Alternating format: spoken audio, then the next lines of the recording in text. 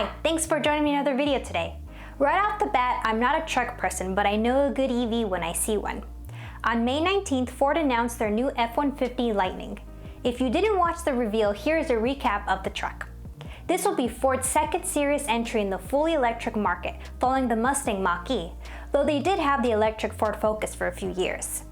They probably couldn't have picked a better vehicle to electrify. The F-150 is one of the most popular trucks in the United States.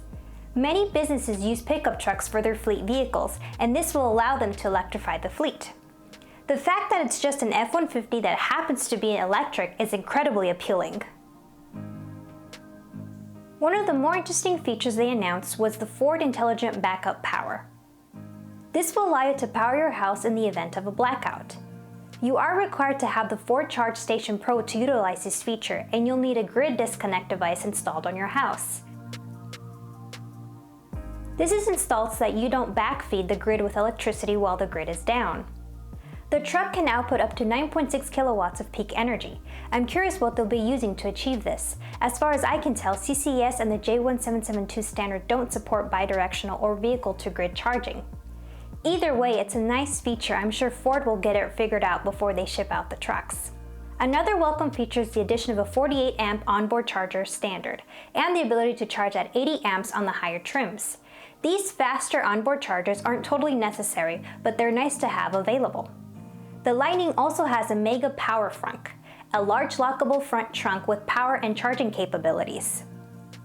So let's take a look at some direct specs comparing the new Ford F-150 Lightning, Tesla Cybertruck, and the Rivian R1T. First up is price. The F-150 comes in between $40,000 and about $90,000 fully spec'd out. Tesla is between $40,000 and $70,000. You'll have to add $10,000 if you want the optional full self-driving package. Rivian starts at around $67,000 and goes up to $85,000 if you want to add their extended range battery. Next, let's look at their range. The F-150 has a range of 230 to 300 miles. Cybertruck has 250 to 500 miles, and Rivian has 300 to 400 miles. You can probably already tell the Cybertruck and F-150 are pretty closely matched on specs for their lower end models. For towing, the F-150 can tow 7,700 pounds to 10,000 pounds. The Cybertruck is 7,500 to 14,000, and the Rivian can tow up to 11,000 pounds. Interestingly, each company has its own unique number of motors. Ford is using a dual motor setup, Tesla will sell you 1, 2, or 3 motors, and Rivian is doing their quad motor configuration. Rivian is still the only one that can tank turn. The F-150 can DC fast charge up to 150 kilowatts, Cybertruck up to 250 kilowatts, and Rivian says that their truck will have 200 kilowatts of DC fast charging at launch, but will go up to 300 kilowatts eventually. Like I said earlier, Ford will be offering a 48 amp or 80 amp onboard charger. Tesla will probably be going with a 48 amp charger, but I hope they bring back their 80 amp charger. Rivian will have a 48 amp onboard charger on their truck. Lastly, Ford and Rivian both still have their federal tax credit of $7,500. Be sure to check your state and utility for some local incentives. So who's the real winner here? I think the answer is pretty obvious: Simonier's Calla. It was the first to market, it's affordable, and you can even make it yourself. Just kidding, though it was a very neat project. Based on price, Rivian is out of the entry market, being $35,000 above both Ford and Tesla. The low-end F-150 and Cybertruck are very closely matched. Both are $40,000, have a range around 250, and can tow around 7,500 pounds.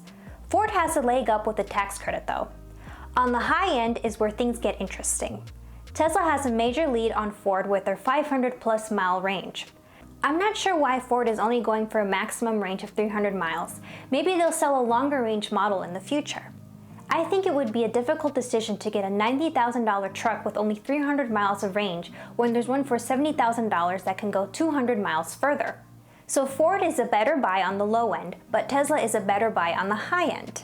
But where does that leave Rivian? I have no idea. I'm thinking they may need to change up their specs or pricing to stay competitive. I hope their contract with Amazon will help them to reduce their costs and improve their technology in the future. The new Ford F-150 Lightning seems like a fantastic addition to the ever-growing electric lineup. I hope we can see more of these first-party EV conversions in the future.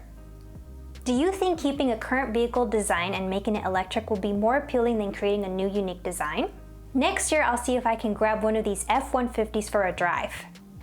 I hope that was informative, and as always, thanks for spending time with me today. Make sure to subscribe for more EV content and follow me on social media at CallasEV and Kai's Tesla. Kai's my dog. And check out my website at CallasEV.com. That's all for now, and happy charging! Look at all this hair.